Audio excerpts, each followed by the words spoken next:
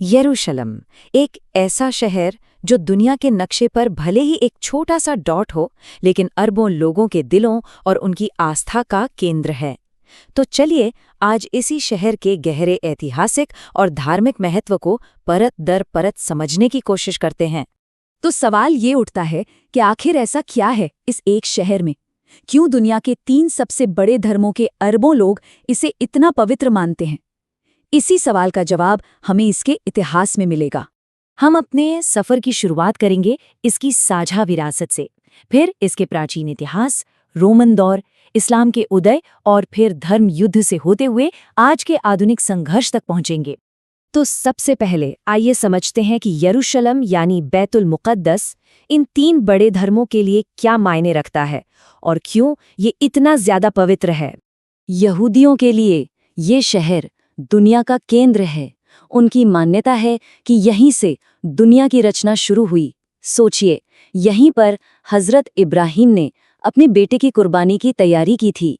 यहीं पर सुलेमान का वो महान मंदिर था और आज जो वेस्टर्न वॉल है वो उसी मंदिर का बचा हुआ हिस्सा है और उनके लिए प्रार्थना की सबसे पाक जगह।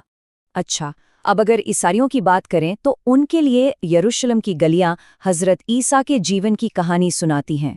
उनके जीवन की सबसे अहम घटनाएं, जिसमें उन्हें सूली पर चढ़ाया जाना भी शामिल है, यहीं हुई और यही बात इस शहर को उनके विश्वास का एक अटूट हिस्सा बना देती है। और मुसलमानों के लिए ये वो मुबारक जगह है जहां से पैगंबर मोहम्मद ने अपनी मेराज यानी अपनी पवित्र रात्रि यात्रा की थी। यहाँ मौजूद अल-अक्सा मस्जिद इस्लाम का तीसरा सबसे मुक़द्दस मकाम है। मतलब इसकी रूहानी अहमियत बहुत ज्यादा है। चलिए अब जरा वक्त में पीछे चलते हैं और देखते हैं कि इस पवित्र शहर की बुनियाद आखिर रखी कैसे गई थी। ये कहानी हमें ले जाती है राजा दाऊद और उनके बेटे सुलेमान के ज़माने में।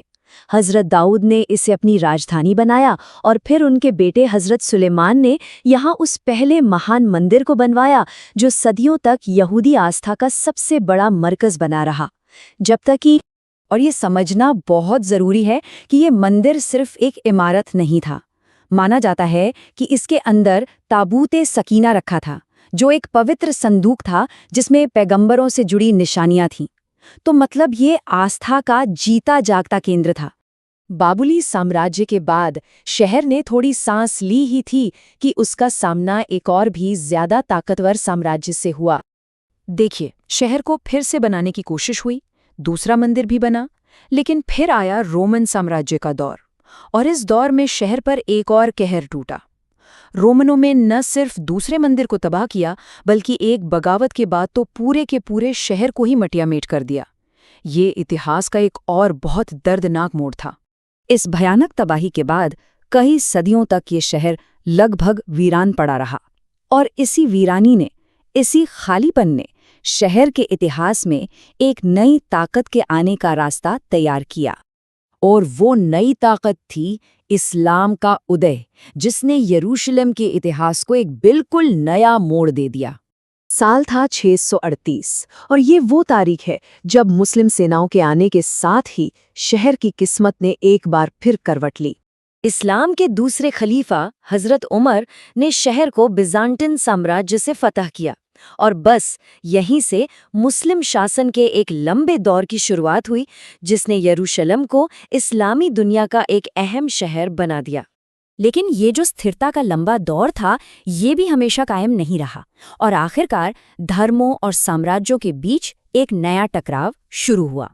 अब ये शहर कब्जे की जंग का एक नया मैदान बन चुका था। पहले यूरोपीय ईसाई सेनाओं यानी क्रूसेडर्स ने इस पर कब्जा किया, लेकिन एक सदी के अंदर ही महान सुल्तान सलाहुद्दीन अय्यूबी ने इसे मुसलमानों के लिए वापस जीत लिया। धर्म युद्ध के बाद शहर पर अलग अलग हुकूमतें रहीं और फिर ये तकरीबन 400 साल के लिए विशाल उस्मानी साम्राज्य यानी ऑटोमन एम्पायर के नियंत्रण में आ गया और ये दौर शहर के लिए काफ़ी तरक्की का भी दौर था। उस्मानी साम्राज्य के पतन के साथ ही आधुनिक संघर्ष के उस युग की शुरुआत हुई जो आज भी इस शहर की तकदीर तय कर रहा है।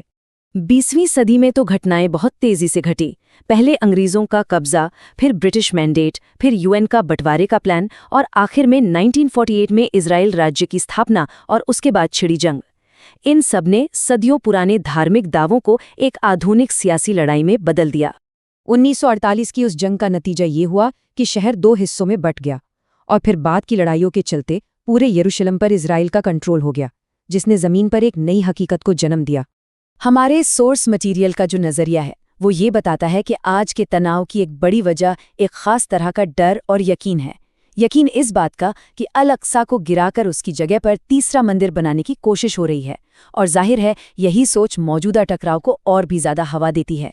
तो हमने देखा कि कैसे सदियों से यरूशलेम विश्वास, विजय और विनाश का केंद्र रहा है।